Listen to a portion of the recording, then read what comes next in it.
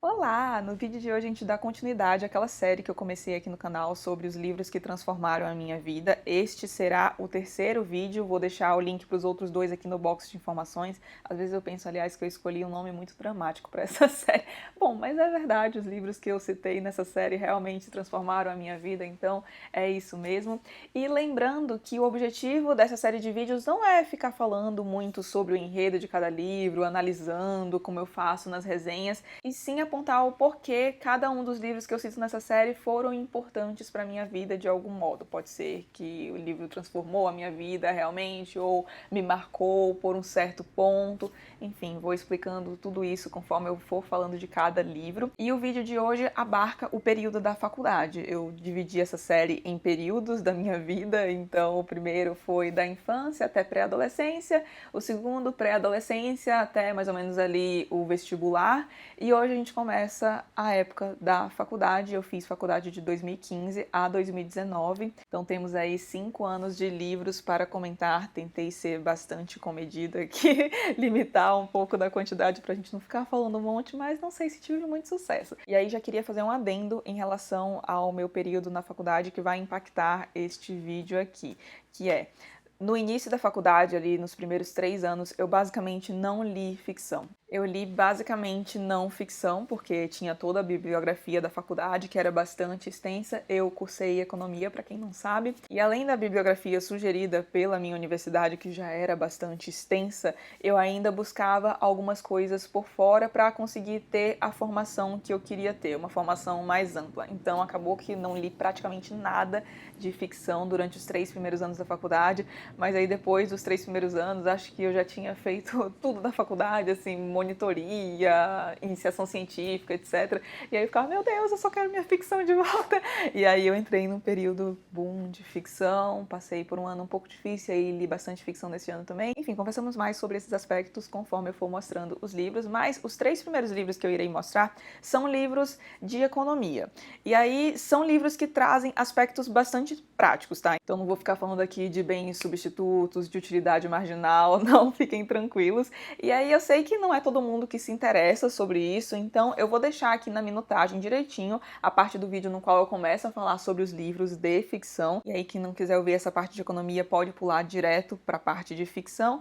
E quem quer ouvir pode ficar aí, porque vamos começar agora falando sobre esses livros. O primeiro livro que eu queria comentar é Raízes do Brasil, do Sérgio Buarque de Holanda. Eu, infelizmente, não tenho um exemplar dele aqui, vou deixar a foto aqui do lado para que vocês possam ver. Aliás, nem desse, nem do próximo que eu vou citar, foram livros que eu peguei emprestado na biblioteca da faculdade, e se tem uma coisa que me arrependo é de não ter tido esses livros, ter largado a leitura no meio para falar, meu Deus, eu preciso comprar porque eu preciso riscar tudo isso aqui, porque queria muito ver as minhas anotações dessa época e não tenho. Mas vamos lá então, Raízes do Brasil, do Sérgio Buarque de Holanda. Eu li esse livro em uma matéria chamada Formação Econômica do Brasil, vulgo FEB para os íntimos. E nessa matéria, bom, acho que o nome é bem autoexplicativo, a gente busca entender um pouco dos mecanismos que formaram a estrutura econômica brasileira. É um misto de história com economia e tem um componente bem social também para a gente conseguir analisar tudo isso. E é esse aspecto social que eu queria ressaltar no Raízes do Brasil. Porque tem um aspecto que me intriga muito no brasileiro, que é o brasileiro costuma evitar e ou mascarar conflitos. Então eu olhava muito pra gente como povo, nosso comportamento, e ficava me perguntando por que que o brasileiro tá sempre dando desculpinha? Por que que a gente, em relações sociais, parece estar sempre tomando muito cuidado para não pisar em ovos, evitando conflitos, mesmo que esses conflitos não sejam graves? E aí vou exemplificar, tá? Bom, eu sou uma pessoa introvertida, então, estar perto de muita gente não é uma coisa que recarrega minhas energias como pessoas extrovertidas, não, é uma coisa que me suga muito. E não me entendam mal, não é que eu não gosto de gente, mas é só que às vezes eu prefiro a companhia de um livro, ficar sozinha, enfim. E eu gosto de selecionar bem as pessoas que participam do meu convívio social, justamente porque, mesmo sendo pessoas queridas, quando eu saio de, sei lá, por exemplo, aniversário de um grande amigo meu, eu saio exausta. Mesmo sendo algo bom, é algo que me cansa. Acho que alguns de vocês conseguem se identificar com isso. Eu falei sobre isso dia desses no Instagram e eu fiquei impressionada com o tanto de gente que se identificou, mas enfim, sou uma pessoa introvertida e no ambiente de trabalho, antes da pandemia, tinha muito essa coisa de confraternizações, geralmente toda quinta o pessoal ia para um barzinho e eu nunca fui. E aí eu percebia que as pessoas me chamavam e no início eu falava, não, muito obrigada, não quero. E aí as pessoas ficavam meio, como assim? Era algo como assim? Mas você tem alguma coisa pra fazer? Você tem um compromisso que não vai poder ir? E eu falava, não, eu só não quero ir, quero ficar em casa vendo a Netflix, estou cansada. E eu notava que algumas pessoas se sentiam ofendidas com esse meu comportamento. Só que aí, às vezes, eu via outras pessoas negando também o convite, e a pessoa negava e era... Nossa, tava muito nítido que era uma desculpa bem esfarrapada, só que isso era muito aceito. E aí eu comecei a fazer uns experimentos, eu comecei a dar umas desculpas também quando me chamavam. E aí eu fiquei, nossa, por que que as pessoas aceitam ser enganadas assim? Quando você dá uma desculpa, ok, quando você é sincero e educado. Eu só tava dizendo, não, muito obrigada, não quero ir. Isso soa como algo ofensivo. Pois bem, Sérgio Buarque de Holanda ajuda a gente a entender isso. Ele publica O Raízes do Brasil em 1936, e esse livro é tido como uma obra-prima dele. E ele escreve esse livro após passar um tempo na Alemanha. E acho que isso é importante para a escrita do livro, já justifico isso. Mas o que ele faz em Raízes do Brasil? Raízes do Brasil é basicamente um grande ensaio visando analisar a formação social do povo brasileiro. Então ele busca analisar as características que nos definem como povo e o que contribuiu para tudo isso, pega algumas coisas nas raízes da colonização, etc. Mas aqui eu queria focar no conceito de homem cordial, que foi de longe o que mais me chamou a atenção nesse livro e ajuda a compreender esse comportamento que eu ilustrei através do exemplo há pouco tempo. Primeira coisa, quando a gente fala de homem cordial, a gente pode pensar num homem bonzinho, um homem generoso, um homem educado, mas não é nesse sentido, que é o que a gente encontra no dicionário, que o Sérgio Buarque de Holanda vê o homem cordial. Cordialidade, para ele, é no sentido de cordialis, do latim, aquilo que é relativo ao coração. Logo, o que é o homem cordial para o Sérgio Buarque de Holanda? É aquele homem que se guia pelo afeto, aquele para o qual as emoções sempre falam mais alto do que a razão. Segundo ele, as relações sociais no Brasil são pautadas primordialmente pelo afeto, a racionalidade fica de lado e isso tem sérias implicações, principalmente na interação entre esfera pública e esfera privada. E nessa interação entre esfera pública e esfera privada, ele fala principalmente do patrimonialismo, que é o Estado brasileiro virando praticamente uma extensão da família, ou seja,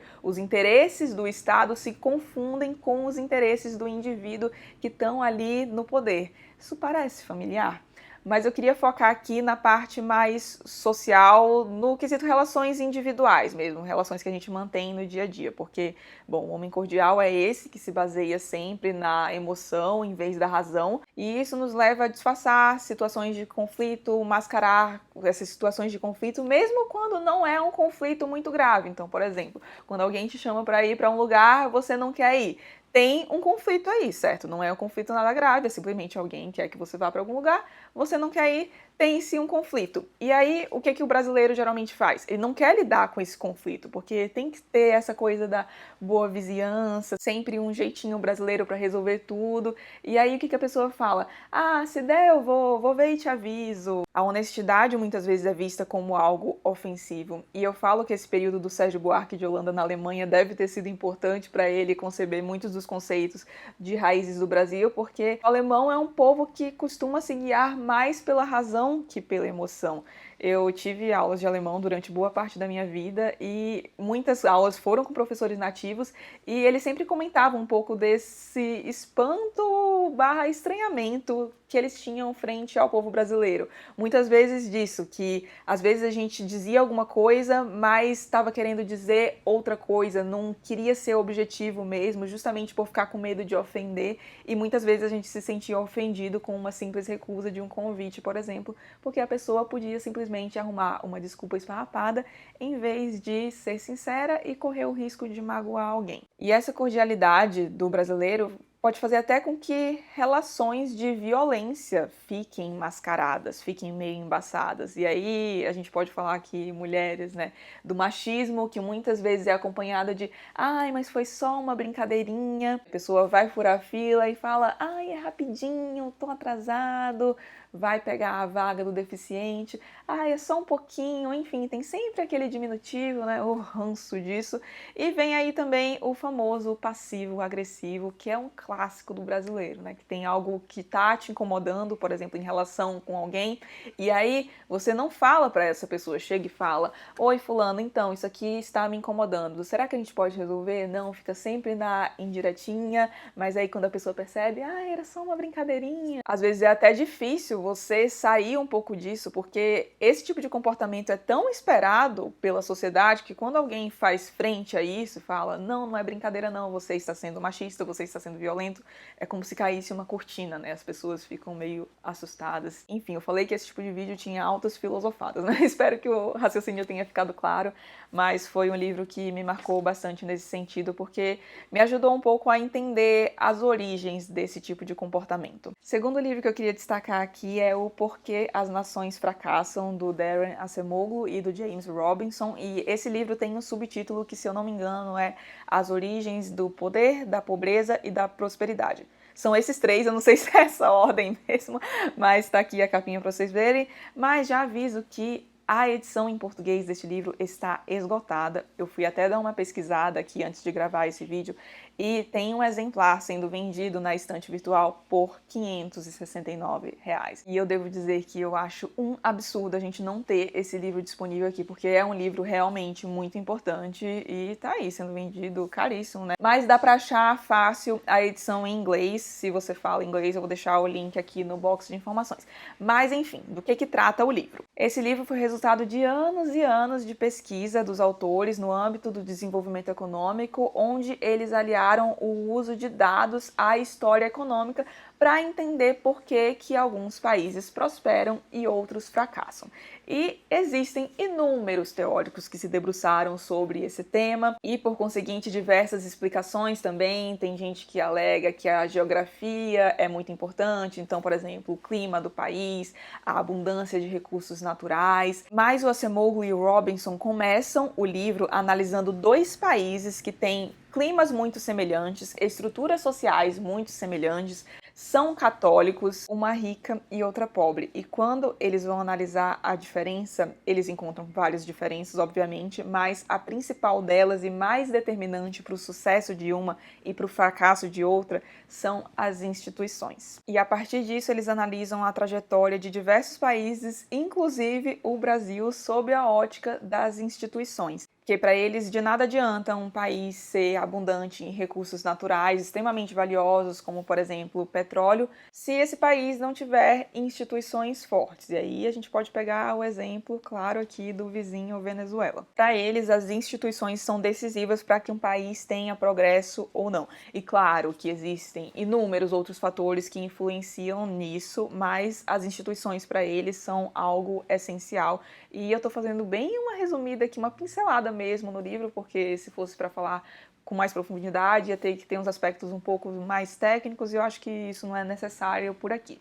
Mas então, uma coisa que eu gosto muito também desse livro é que eles dividem as instituições. As instituições podem ser tanto inclusivas como extrativas. Como inclusiva, eles entendem aquelas instituições geralmente de democracias que já estão bem consolidadas. Então, quando a voz do povo realmente se consegue fazer ouvida, quando se tem uma preocupação com a sociedade como um todo e não apenas políticas que favoreçam um determinado grupo da sociedade. Com esse tipo de instituição que visa também igualar as oportunidades, as pessoas teriam oportunidade de prosperar. E aí, contra isso, a gente tem as instituições extrativas, que geralmente são concentradoras de rendas, controladas por um pequeno grupo de pessoas. E aí, esse pequeno grupo de pessoas, geralmente uma elite, mobiliza todo o aparato do Estado para favorecer unicamente aquele pequeno grupo que está no poder, em detrimento de toda a sociedade. Geralmente é o tipo de instituição que permite com que uma elite se perpetue no poder e pode até ser que esse tipo de instituição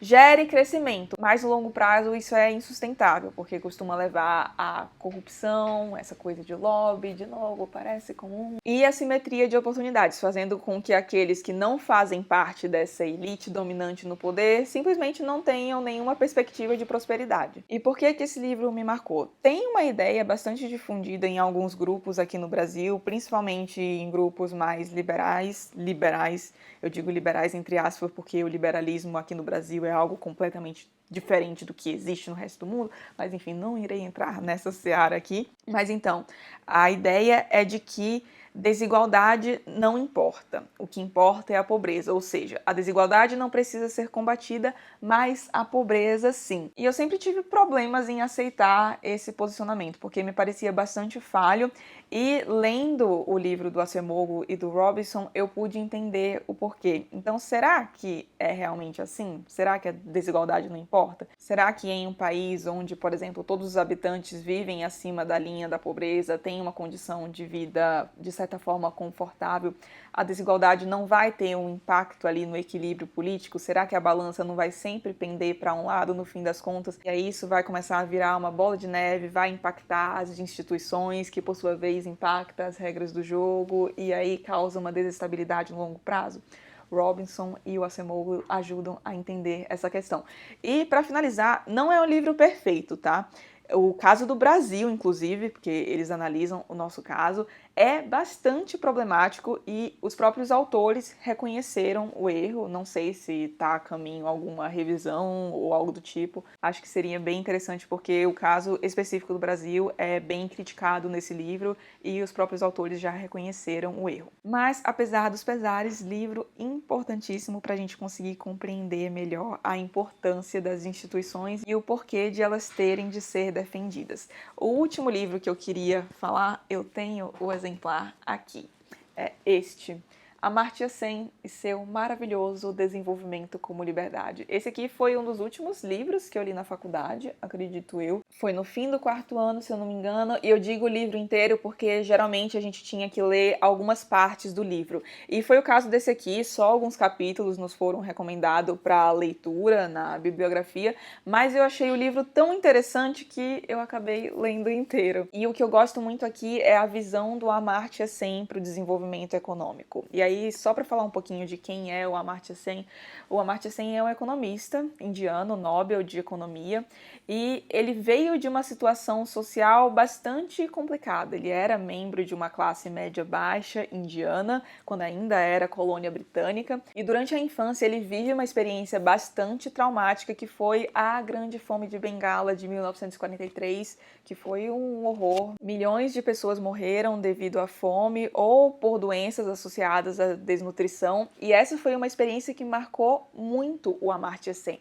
E aí, a partir disso, ele passou a se interessar cada vez mais por temas como pobreza, prosperidade, desenvolvimento. E aí ele fornece uma nova visão para o desenvolvimento econômico, porque muito do que se fazia quando ele estava no início da sua carreira acadêmica era analisar o desenvolvimento sobre indicadores clássicos como o crescimento do PIB, inflação, inovação, etc. Mas ele propõe colocar alguns outros fatores na análise que também são importantes para a gente analisar o bem-estar do indivíduo. E um desses fatores, e que até se reflete no nome do livro, é o poder de escolha, a liberdade de escolha do indivíduo. E para que haja essa liberdade de escolha, ele fala também da importância da igualdade de oportunidades, da importância das instituições também, de políticas sociais que visem essa igualdade de oportunidades e políticas sociais que tenham o objetivo de prover escolha, a possibilidade de escolha para os indivíduos. E aí eu queria citar o exemplo de uma política pública brasileira que, na minha opinião, é das melhores que existem, que é o Bolsa Família. Eu até fiz um trabalho sobre o Bolsa Família na universidade e quando a gente analisa os dados e os resultados do programa, a gente vê que boa parte do resultado do programa está no fato de que você entrega um montante de dinheiro à pessoa e a pessoa escolhe o que vai fazer com aquilo. E eu fico meio incomodada quando eu vejo algumas políticas, acho que a mais recente que eu vi desse caso foi no Nordeste, se eu não me engano, que era uma política de gás, quando o gás estava ficando bem mais caro e aí o governo passou a dar uma quantidade X de botijão para famílias que comprovassem certas condições de renda, enfim. E eu lembro que eu achei muito bizarro, porque eu não gosto muito dessa ideia de o Estado te dizer o que é melhor para você. Eu fiquei pensando, por que não dá o dinheiro para essa pessoa para que ela escolha o que é melhor para ela, que é o caso do Bolsa Família, sabe? Bom, isso aí dá outro vídeo, dá outra discussão, então vou parar por aqui já, senão a gente fica falando muito. Mas este aqui é um livro, dentre esses que eu citei, aliás, dentre os que eu citei, eu acho que não economistas talvez não aproveitariam tanto o do Robinson e do Acemoglu, o Porque as Nações Fracassam, porque eles usam um arcabouço um pouco mais técnico, mas o Raízes do Brasil e este aqui não economistas conseguem entender tranquilamente. Talvez uma dificuldade ou outra em alguns conceitos, mas no geral são livros acessíveis sim a não economistas. E agora vamos para a parte de não ficção, porque do meio para o fim da faculdade eu fiquei maluca e só queria me refugiar na minha ficção. Vou começar com um autor do qual eu quase não falo aqui neste canal, que é Lev Tolstói. Trouxe um monte de livro deles, mas é porque Tolstói foi dos autores. Aliás, eu acho que o autor que mais me marcou na vida. Queria começar falando um pouquinho dos contos dele. Na verdade, o conto aqui tá só para ilustrar, porque foi o meu primeiro contato com Tolstói. Eu entrei em contato com Tolstói pela primeira vez a partir dos contos, e aí fiquei encantada. Não vou nem mais falar muito sobre eles, porque a gente tem um monte de vídeo aqui no canal. Um monte não, 2. Mas é que daqui a pouco a gente vai ter mais. Tá tendo leitura conjunta dos contos do Tolstói. Então, o primeiro volume, este aqui, já foi inteirinho comentado aqui no canal. E em breve a gente tem vídeo também comentando alguns contos do segundo volume e o terceiro volume desta edição da Kozak Naif inteirinho aqui no canal. E aí li os contos e pensei, meu Deus, preciso ler tudo desse homem. Aí queria trazer aqui os 3 livros dele que mais me marcaram, fora os contos. Ana Karenina, que é tido como uma obra-prima dele, junto a Guerra e Paz, e estas 2 novelas aqui que já foram resenhadas aqui no canal, deixarei o link no box de informações, que são Felicidade Conjugal e A Morte de Ivan Ilitch. Não subestimem o poder dessas novelas pequenininhas aqui, porque é uma coisa maravilhosa. A primeira que eu li foi A Morte de Ivan Ilitch, e esse é o tipo de livro que você lê e fica pensando, meu Deus, o que eu estou fazendo com a minha vida? Resumindo rapidinho a história, aqui a gente tem como protagonista um juiz de instrução, então um homem que tem uma posição bastante confortável na sociedade. A gente vê um pouco da trajetória de vida dele e é uma pessoa que sempre tentou se encaixar no padrãozinho, sempre fazer tudo aquilo que a sociedade esperava dele, só que aí ele se descobre doente, à beira da morte, e aí ele começa a olhar para toda a sua vida em retrospecto. Então vê como que as relações sociais dele estão permeadas de falsidade e conveniências, como ele não aproveitou a vida dele de verdade, não fez aquilo que ele realmente julgava de valor, porque ele estava muito preocupado em agradar a sociedade. Enfim, isso aqui é um soco na cara. E foi esse soco na cara que eu levei que me fez repensar aí bastante coisa na minha vida. De felicidade conjugal, eu queria destacar um aspecto específico aqui, que é o relacionamento.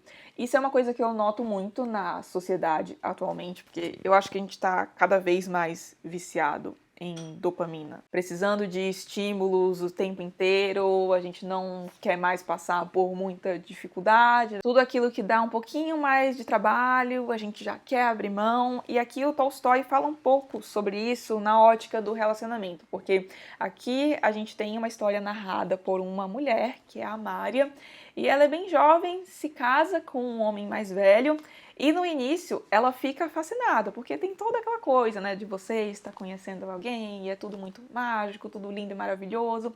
E aí depois que ela se casa, passa um tempo e ela percebe que aquele encanto foi embora. Percebe que tem de haver esforço para que haja essa felicidade conjugal. O Tolstói discute bastante sobre o que seria essa felicidade conjugal, aliás, aqui no livro. Eu já li e reli esse livro e a visão do relacionamento aqui é algo que me fascinou muito, assim, que ajudou a corroborar algumas crenças minhas. E eu acho que lendo isso aqui com profundidade mesmo, fazendo algumas relações com o que a gente vive atualmente, a gente consegue entender por que muitos dos relacionamentos hoje em dia não dão certo, porque que parece que muita gente está sempre pulando de galho em galho, E acho que vem muito disso, de não querer fazer esforço para que algo dê certo, sabe? Sempre vai em busca do novo, achando que a coisa tem que vir fácil, e não é bem assim. Eu falo um pouco mais sobre essa maluquice toda na resenha aqui do canal, o link tá aqui no box de informações. E a Ana Karenina, bom, Ana Karenina é o meu livro favorito da vida, mas eu acho que tudo que eu vou falar de Ana Karenina vale para praticamente qualquer obra do Tolstói, porque Tolstói foi o autor que mais me marcou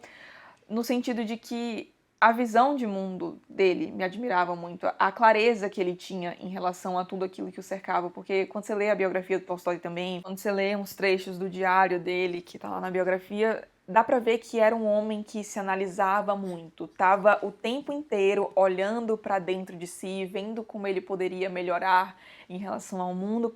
Às vezes ele fazia isso por uns caminhos meio tortos, mas quem nunca, não é?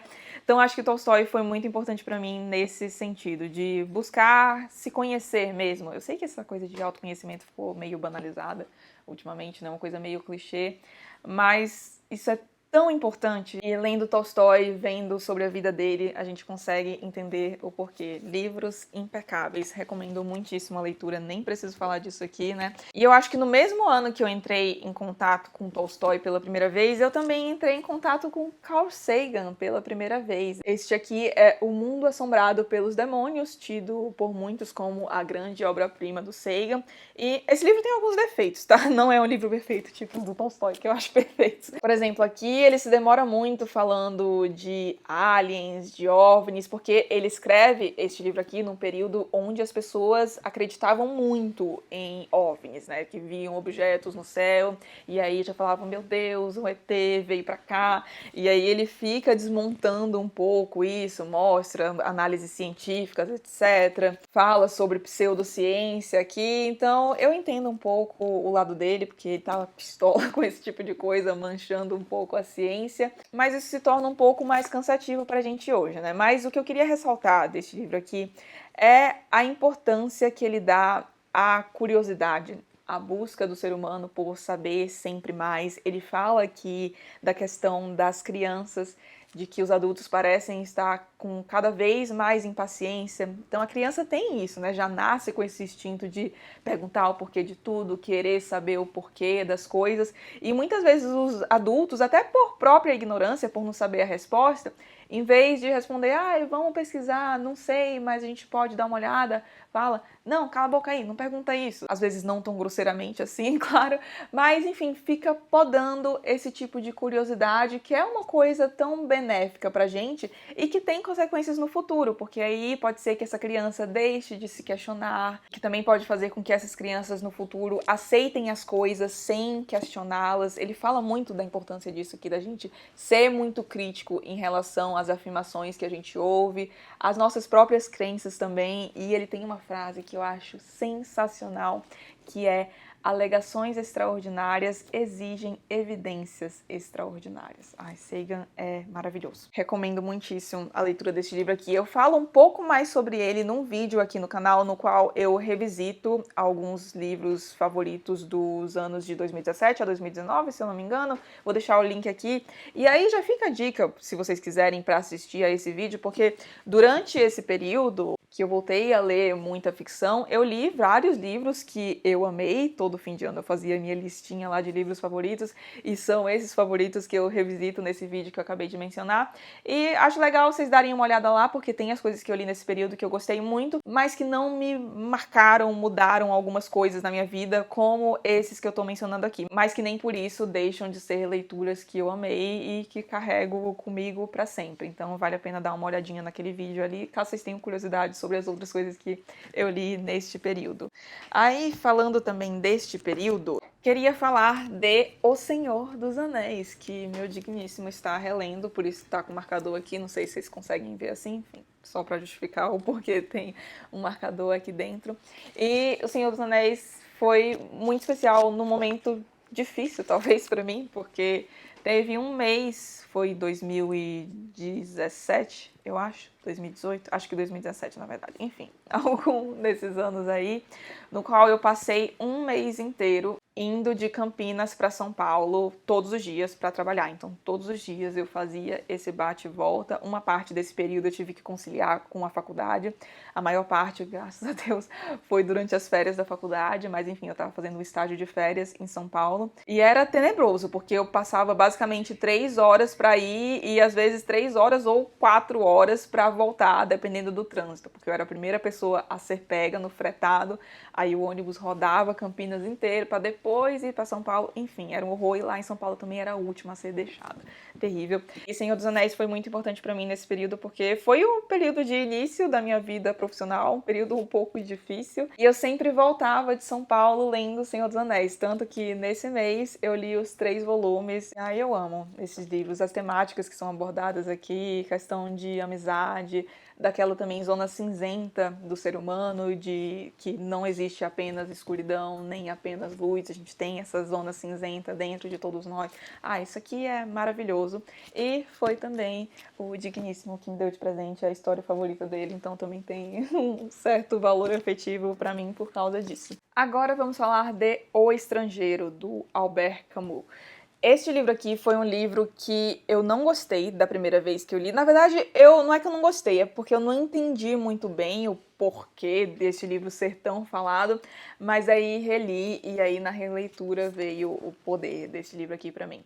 Resumindo, bem resumidamente, aqui a gente tem como protagonista um homem indiferente. Indiferente a basicamente tudo que o cerca. Ele vive algumas situações frente às quais a sociedade espera determinados comportamentos, mas ele não apresenta esses comportamentos esperados e por isso ele é julgado literalmente. E por que eu digo que esse livro me marcou muito? Aqui a gente tem um exemplo muito extremo, tá, de uma situação na qual ele fica extremamente indiferente, e aí realmente é uma situação um pouco esquisita de ver um ser humano tão indiferente assim quando algo do tipo acontece, mas isso aqui me fez pensar muito em relação às expectativas que a gente cria para certos acontecimentos, e aí quando, por exemplo, alguma pessoa reage de um jeito que a gente não espera, a gente já automaticamente considera aquilo errado, porque não está de acordo com as convenções. Me fez pensar sobre a gente nunca sabe o que de fato se passa dentro de alguém e que pode ser crueldade nossa esperar que alguém haja de certa maneira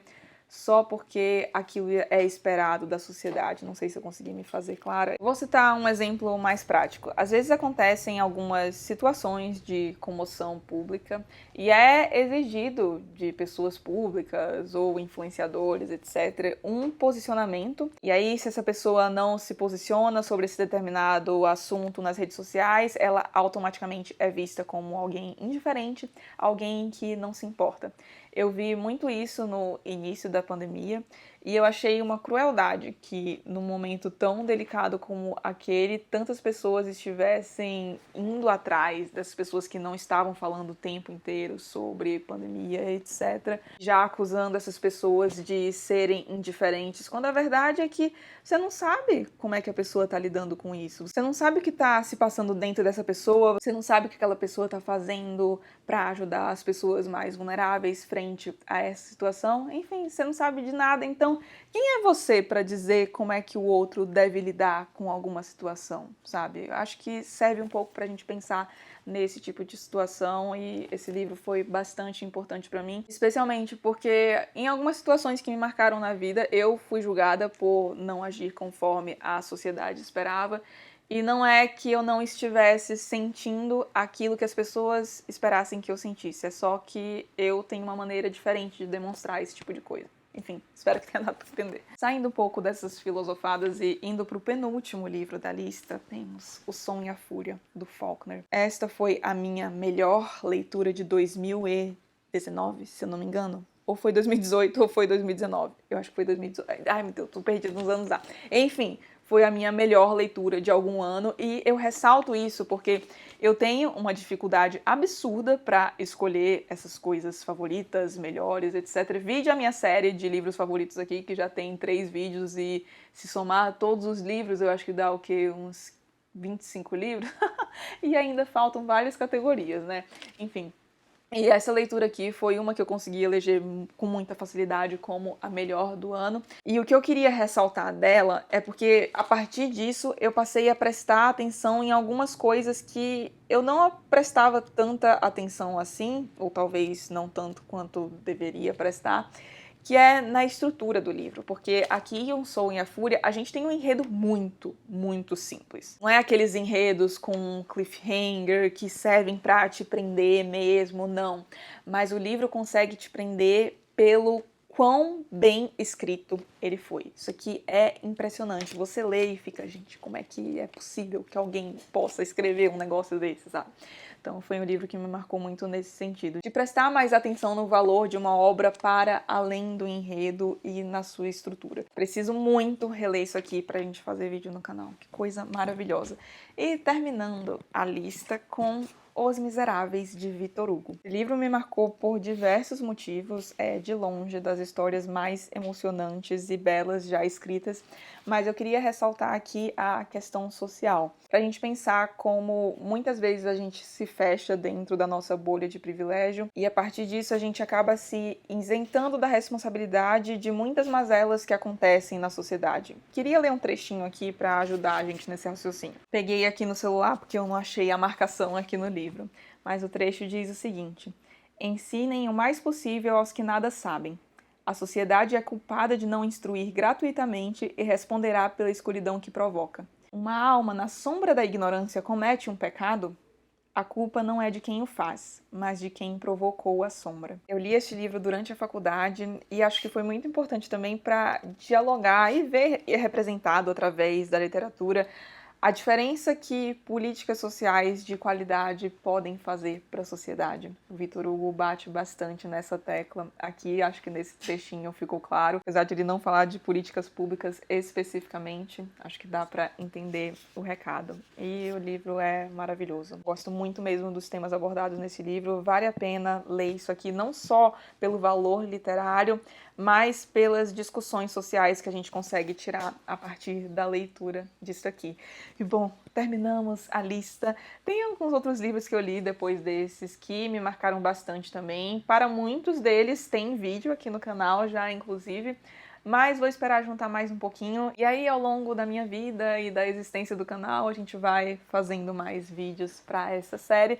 Mas, por enquanto, são esses. Espero que vocês tenham gostado. Se vocês tiverem experiências para compartilhar em relação a esses livros ou a qualquer outros aí, fiquem mais que à vontade. Sempre leio aqui os comentários e adoro as contribuições de vocês. Se vocês quiserem ver mais algum tipo de série sobre livros aqui no canal, também fiquem à vontade para deixar sugestões aqui nos comentários. E se você gostou do vídeo, não esqueça de deixar um like e de se inscrever no canal, caso não seja inscrito ainda. Um grande beijo e até o próximo vídeo.